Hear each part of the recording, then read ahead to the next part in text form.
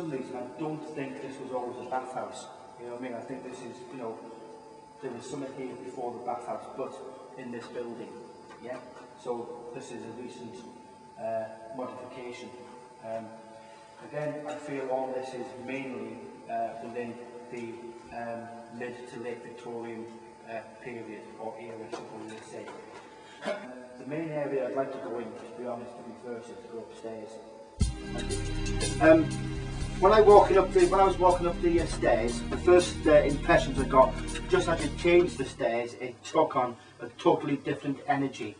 The reason that's responsible for this is a male energy, alright? A very dominant energy. It is, like I say, it is a gentleman. When you're walking up, and I turned the corner of the banister, roughly where I'm staying now, my first impulse was to yak up. Not because of the energies, but because I felt sick. Yeah.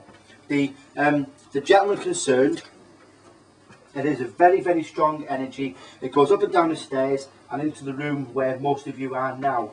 I'm seeing this as all, predominantly all one room. All right. It's got all wooden facade over the right hand side. These are very heavy oak beams. Okay. Again, I'm going back to the, I think around about 1830s, 1837, around there. The gentleman is basically an alcoholic. All right. He would have drunk. He would have been, you know, obviously in the point of being of bringing it back up at times. Hence why I felt sick. There's a lot of prevailing conditions with this gentleman. Now, it's coming through very, very strong. Notice though, I'm saying I feel, okay, so indication at this moment in time of a residual energy, which is, you know, in part a ghost. I'm just feeling a lot of cancer condition with this gentleman, and I do feel it's one of the reasons why he went to drink so much, to deaden the pain and to help forget about it. Yeah. This gentleman, I get the feeling of having a lot of sweat. You know, he's quite hot. Okay, if any of you are feeling hot, the amount of clothes he's got on is causing the feeling of hot. He's got stubby fingers, sausage, you know, cigar fingers, that type of thing. All right. But this gentleman, he's not what I would call an evil man. All right, but he isn't very nice. When we came out, I had my flash torch on. I had to look again because both myself and Philippa felt there was a dark, long figure. And who's Philippa? Philippa is, yeah, she's down there at the moment. Right. And it was like a dark figure stood. It was on the right. It was literally. I don't like coming here. Yeah. It's literally as though they were stood here. Yeah. And we were coming out, and we both had to double take, and as though somebody was actually here. Because there was people in this room. And we know that somebody went downstairs, and I thought there might have been somebody else. I can't stand there, I'm sorry. As they left, the child then entered our room. You're okay standing there? Yeah, I just can't stand there. And then, as we left, because it was 12:30, we saw this figure stood at the top of the stairs, me and Jenny, and we both went, "Did you see that?" sort of thing. So. All right. The only thing I'm getting right now, or I was getting when we first started, is my stomach is really pulsing. Like, not sick, but like there was something really going on in my solar plexus. I've got full tightness as soon as I come around there. I find a problem getting across that bit there. And when it comes to the abusive thing with the child, I mean, I picked that up earlier on downstairs, especially in the changing rooms. I don't know whether he was a bit of a voyeur as well. I've got a similar thing, but a slightly different slant on it. Yeah.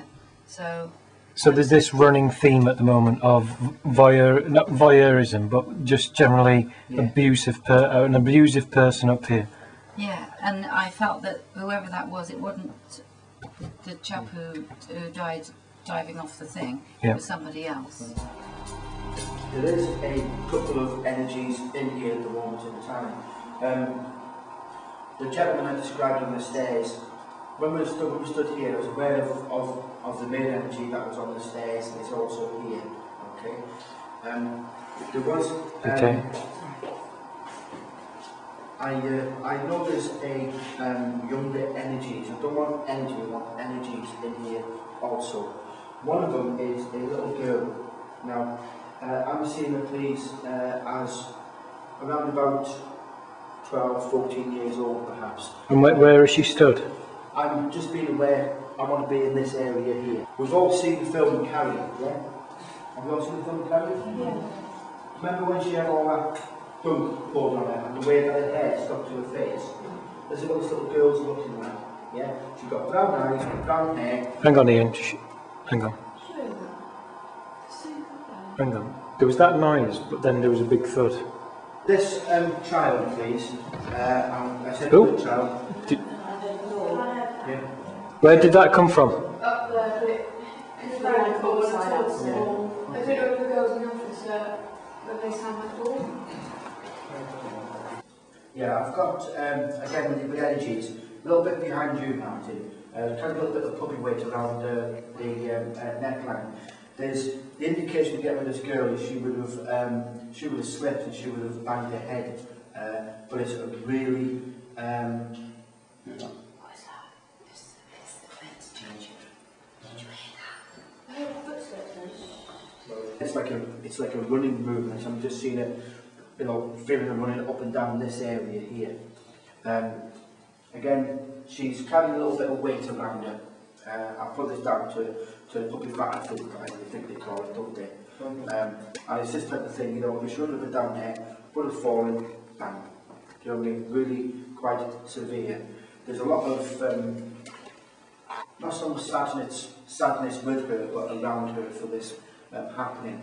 But I want to go, come on. Is this a ghost or a spirit, Ian? This is a ghost, this is Martin. But I'm feeling probably, I want to be around the 50s for this, the 1950s. So we're looking at this when he wasn't working.